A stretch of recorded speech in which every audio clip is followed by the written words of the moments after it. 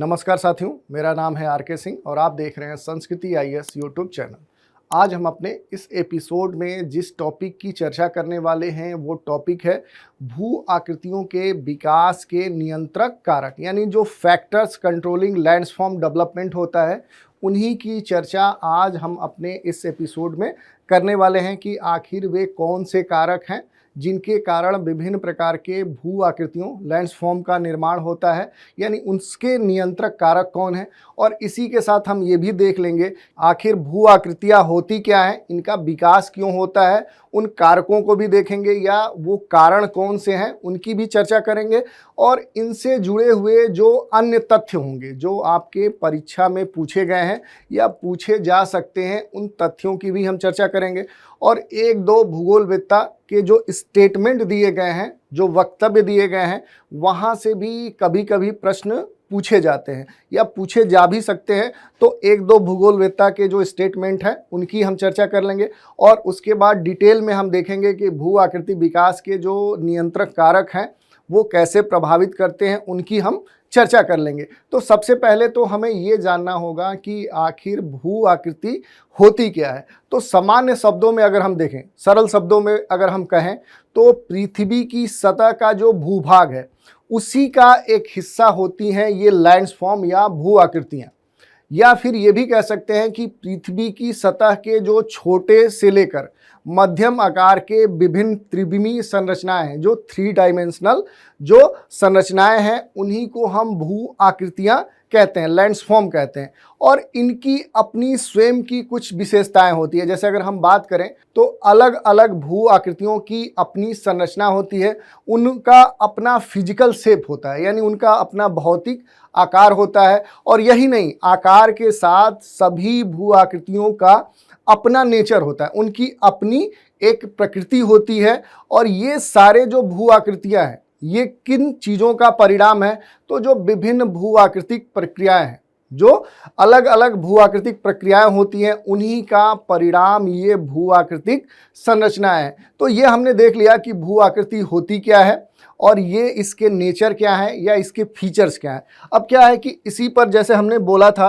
कि कुछ भूगोलवेत्ता हैं जिन्होंने स्टेटमेंट दिया है और इनके स्टेटमेंट से जुड़े हुए प्रश्न पूछे जाते हैं या सीधे स्टेटमेंट दे देता है और पूछता है कि ये किन ज्योग्राफर या भूगोलवेत्ता के द्वारा दिया गया वक्तव्य है। इन्हीं में से एक फेमस भूगोलवेत्ता है जिनका नाम है आर्थर होम्स। ये काफ़ी फेमस है, इन्होंने भूगोल या फिजिकल ज्योग्राफी के संदर्भ में बहुत सारे वक्तव्य दिए हैं। उन्हीं में से एक फेमस वक्तव्य है जो इनका कहना है कि जो भौतिक भूगोल होता है इसकी प्रमुख शाखा क्या है, भू आकृति विज्ञान है। और इसमें किन चीज़ों का अध्ययन किया जाता है, तो भू आकृति विज्ञान में स्थल मंड के केवल उस भाग का अध्ययन किया जाता है जो विजुअल है, यानी जो क्या है, दृश्यनीय है, जो दिखता है। तो ये यही कहते हैं कि जो भू आकृति विज्ञान है उनमें केवल दिखने वाले जो संरचनाएं हैं उन्हीं का अध्ययन किया जाता है। इसी के साथ इनका ये भी कहना है कि भू आकृति विज्ञान में जो ग्लोब होता है, यानी जो धरातली उच्चावच है, उनका अध्ययन किया जाता है। तो ये दो जो कथन है ये काफ़ी महत्वपूर्ण है और ये पूछे भी गए हैं और आगे भी पूछे जा सकते हैं। या जब आप मेंस के उत्तर लिखते हैं तो वहाँ इन स्टेटमेंट को कोट कर सकते हैं, इनका संदर्भ वहाँ दे सकते हैं। इससे आपका उत्तर और भी क्या हो सकता है, अट्रैक्टिव हो सकता है। तो ये हमने देख लिया। इसी के साथ क्या है कि एक और भूगोलवेत्ता हैं जिनके बारे में हम देख सकते हैं, वो दूसरे कौन से हैं, पीजी वार्सेस्टर।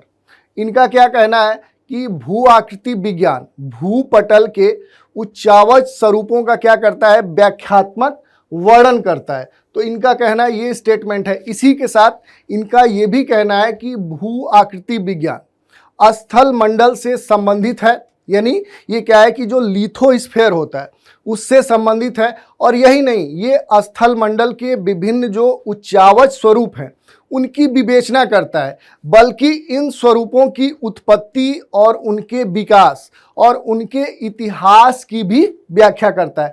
तो इन्होंने इस प्रकार के कुछ स्टेटमेंट दिए हैं।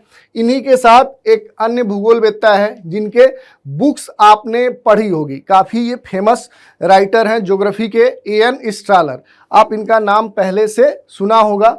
इनका कहना है कि भू आकृति विज्ञान भौतिक भूगोल का एक प्रमुख भाग है और इस विज्ञान के समस्त प्रकार के जो स्थल स्वरूप हैं, जो लैंडफॉर्म है, उनकी उत्पत्ति और उनके क्रमबद्ध विकास का ये क्या करता है, व्याख्या करता है। और यही नहीं, भू आकृतियां जो होती हैं वो धरातली सतह पर पाई जाने वाली एक प्राकृतिक विशेषताएं हैं, कह सकते हैं कि एक नेचुरल फीचर्स हैं।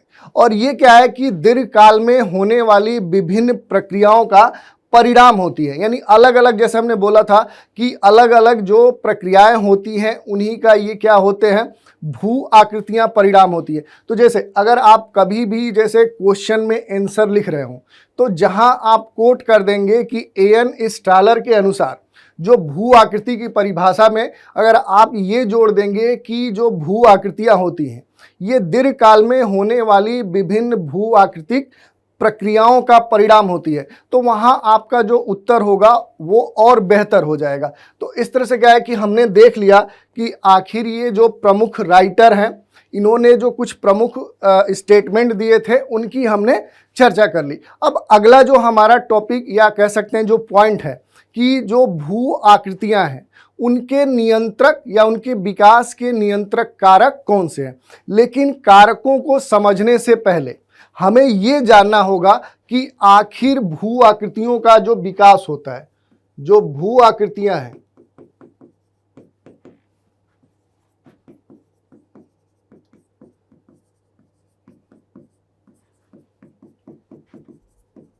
एक ये प्रश्न उठता है कि आखिर भू आकृतियों का विकास क्यों होता है और इसी के साथ इनमें असमानता क्यों है। ये दो प्रश्न आपसे पूछे जा सकते हैं। तो यानी क्या है कि भू आकृतियों के विकास के नियंत्रक कारकों को समझने से पहले हमें ये जानना होगा कि जो भू आकृतियां हैं इनका आखिर विकास क्यों होता है और इनमें असमानता क्यों है। तो इसके कुछ तथ्य आप दे सकते हैं। जैसे अगर हम बात करें कि जो पृथ्वी की भू परपटी है, या कह सकते हैं कि जो पृथ्वी की भू परपटी है ये क्या है कि ये एक मूवेबल इकाई है, कह सकते हैं कि ये एक गतिमान इकाई है और इसमें क्या होता है कि लगातार मूवमेंट होता है। और जो मूवमेंट होता है वो क्या है कि क्षैतिज भी होता है और लंबवत भी होता है, यानी कि कह सकते हैं कि हॉरिजॉन्टल और वर्टिकल मूवमेंट होता है, जिसके कारण से भू आकृतियों का विकास होता है। और इसी के साथ क्या है कि दूसरा जो कारण है वो है भूतापी प्रवणता।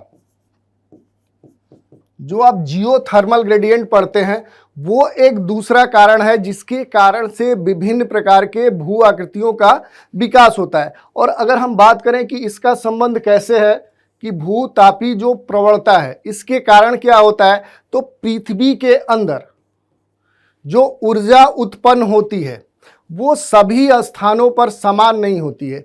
और ये जो आंतरिक बल है इसके द्वारा जो विभिन्न प्रकार के बल डेवलप होते हैं, ये इन्हीं के कारण क्या होता है कि विभिन्न प्रकार के ऊंची नीची भूमि का निर्माण सतह पर होता है।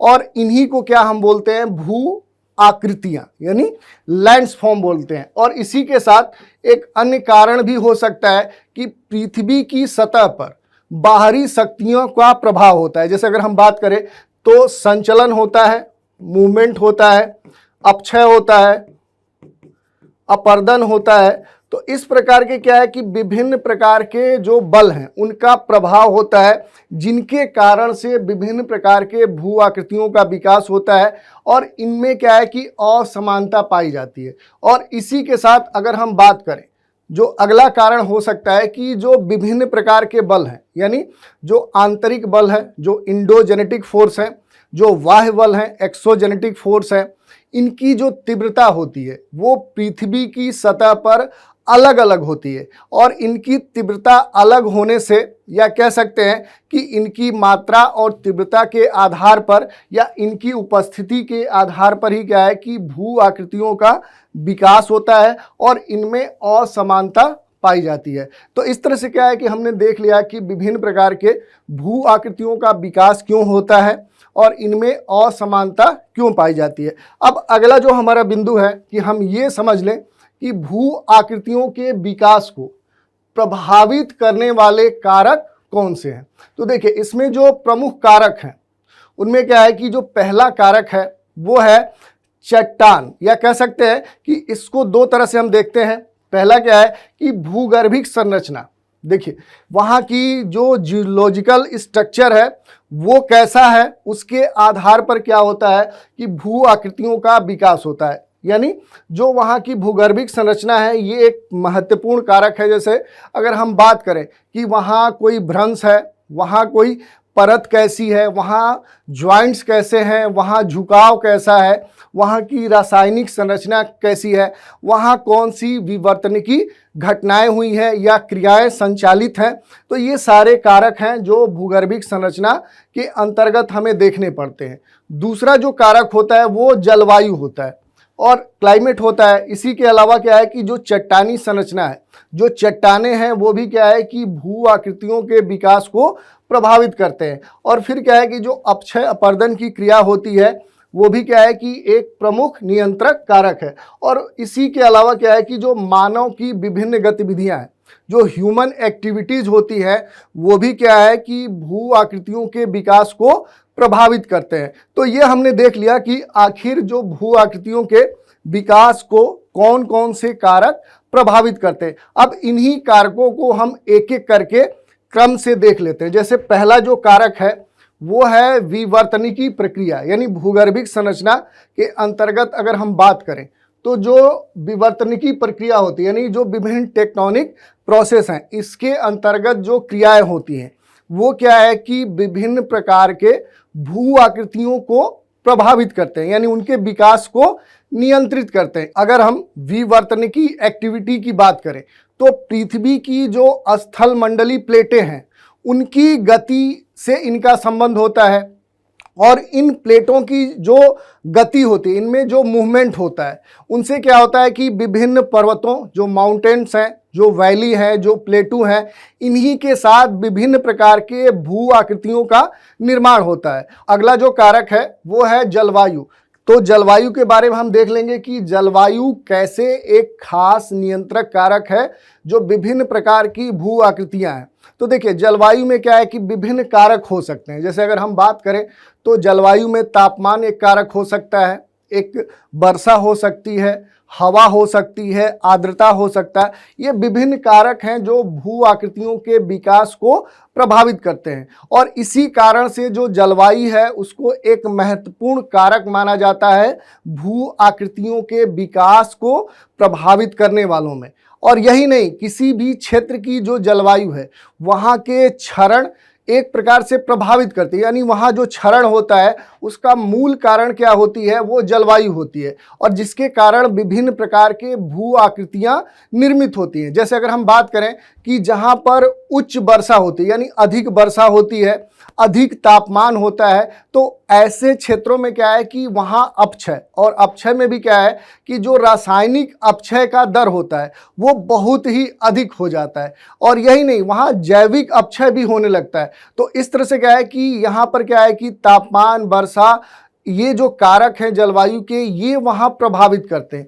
और इन्हीं में जैसे अगर हम बात करें कि जहाँ आर्द्रता अधिक होती है, यानी जैसे हमने बोला कि वर्षा अधिक हो रही है तो वहाँ पर रासायनिक जैविक अपक्षय अधिक होता है, यानी इनकी तीव्रता अधिक होती है। ऐसे ही क्या है कि जहाँ पर वर्षा की मात्रा अधिक होगी, जहाँ रेन अधिक होगा, और वहाँ अगर वायु या हवा का प्रभाव अधिक होगा, तो ऐसे क्षेत्रों में क्या है कि अपर्दन की जो मात्रा होती है, जो इरोजन का दर होता है, वो बहुत ही बढ़ जाता है। तो इस तरह से क्या है कि ये भी हम देख सकते हैं कि जलवायु के जो अलग अलग कारक हैं उनके द्वारा क्या होता है कि विभिन्न प्रकार के भू आकृतियों का निर्माण होता है। और ऐसे ही क्या है कि जो ठंडे तापमान वाले या जो हिमीकृत पिघलन चक्र वाले जो क्षेत्र होते हैं वहाँ पर भौतिक अपक्षय होने की संभावना बढ़ जाती है। और यही नहीं, वहाँ पर विभिन्न प्रकार के हिमनदी भू आकृतियों का विकास होता है। तो इस तरह से क्या है कि हमने देख लिया कि जो जलवायु है इसके द्वारा विभिन्न प्रकार के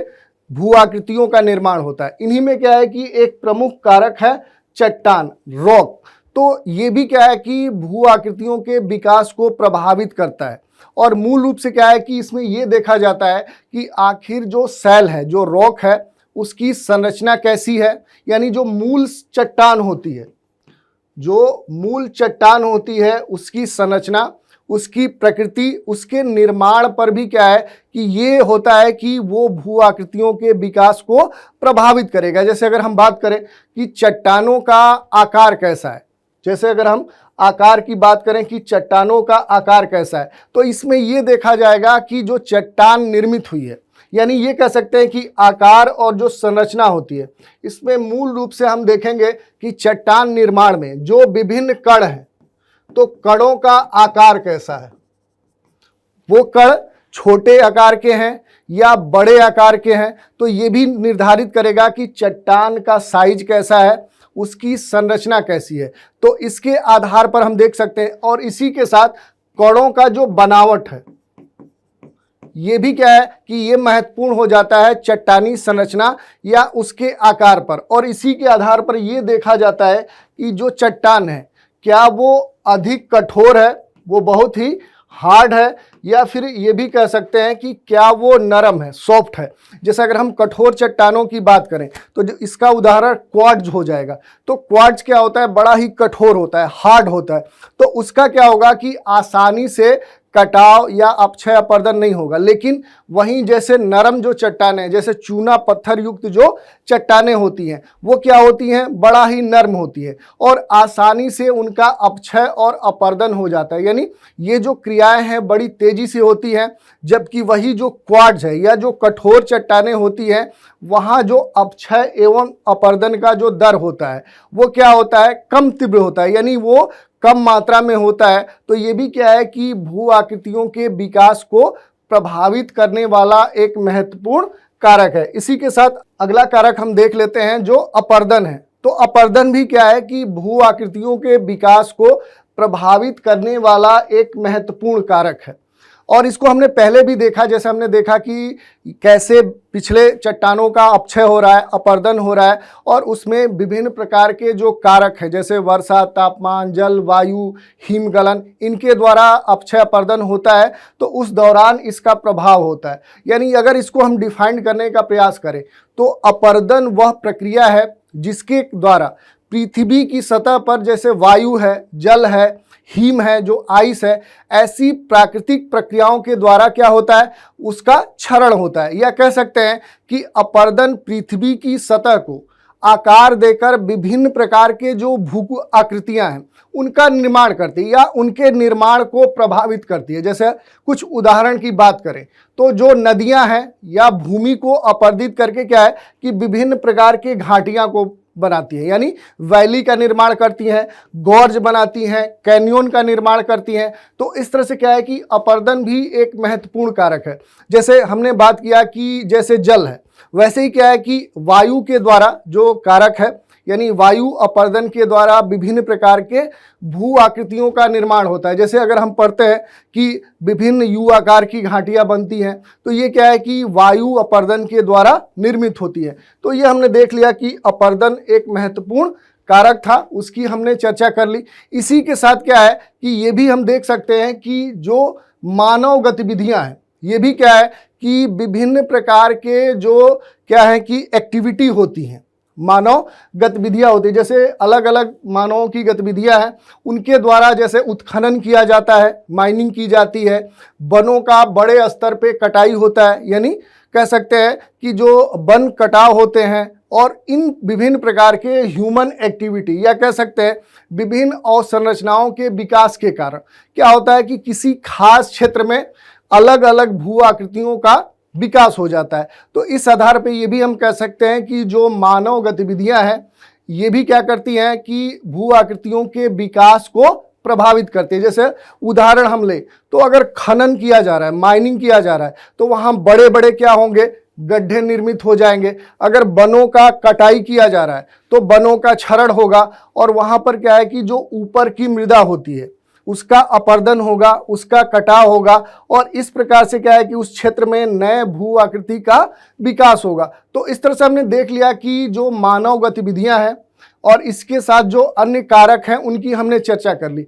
इसी के साथ एक और कारक हो सकता है इन्हीं से संबंधित जो हमने पढ़ा कि उच्चावच जो रिलीफ होता है वो भी क्या है कि भू आकृति के विकास को प्रभावित करने वाला एक महत्वपूर्ण कारक होता है। जैसे अगर हम बात करें कि आखिर उच्चावच होता क्या है, तो किसी भी क्षेत्र के जो सबसे ऊंचे स्थान है या कह सकते हैं जो उच्चतम है और जो निम्नतम ऊंचाई है उन्हीं के बीच का जो अंतर होता है उसी को हम उच्चावच कहते हैं। उच्चावच में भी हमें देखना होगा कि अगर उच्चावच की जो दर है, जो उच्चावच की दर है अगर वो अधिक हो रही है तो यहाँ पर क्या होगा कि अपर्दन का जो दर है वो भी क्या होगा, अधिक होगा। अगर उदाहरण की बात करें तो जैसे अरावली पर्वत है और हिमालय पर्वत है, तो दोनों में क्या है कि हिमालय पर्वत की ऊंचाई अधिक है, यानी इसकी उच्चावच अधिक होने के कारण हिमालय पर्वत का जो अपर्दन हो रहा है वो अरावली पर्वत की अपेक्षा अधिक हो रहा है। और यही प्रश्न पिछले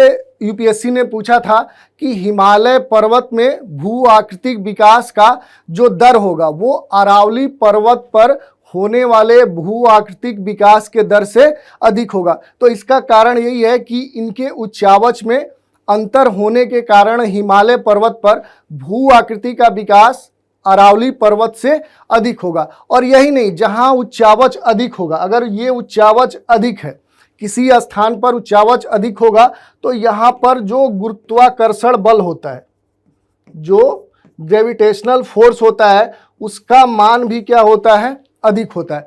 और जहां पर गुरुत्वाकर्षण बल का मान अधिक होगा तो वहां पर मास वेस्टिंग या बृहत जो संचलन होता है या इसी के साथ जो लैंडस्लाइड होता है, भूस्खलन होता है, ऐसी क्रियाएं तेजी से होंगी तो वहां पर अलग अलग भू आकृति निर्मित होती है। तो इस तरह से हमने देख लिया कि विभिन्न प्रकार के जो कारक हैं उनके द्वारा जो भू आकृतियों का निर्माण होता है, यानी वे कौन से कारक हैं जो भू आकृतियों के विकास को नियंत्रित करते हैं। तो आज हमने इन बिंदुओं की चर्चा की।